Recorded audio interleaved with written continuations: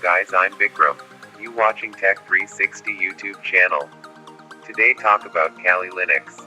So, if you are also interested in using the internet and you like to know about hacking, then you probably have heard about Kali Linux. So in this video I'm talk about what is the use of Kali Linux and what is Black Linux. So Black Linux is a Debian-based Linux operating system that allows you to download and use free from the internet.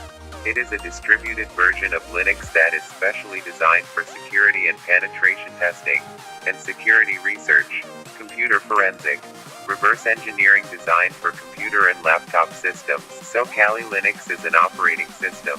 Now the use of the Black Linux operating system is used by many people for good work, which we call white hat hackers, and some people use this operating system for wrong things, which we call black hat hackers, and some hackers both good and bad works by use in this operating system. In this operating system you will already have many hacking tools built in free, and also you can download this operating system free from the original website of Kali Linux. What is the use of Kali Linux?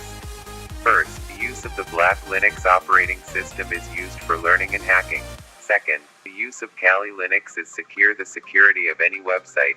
Third, the use of the Black Linux operating system is used in advanced penetrating testing and in security auditing.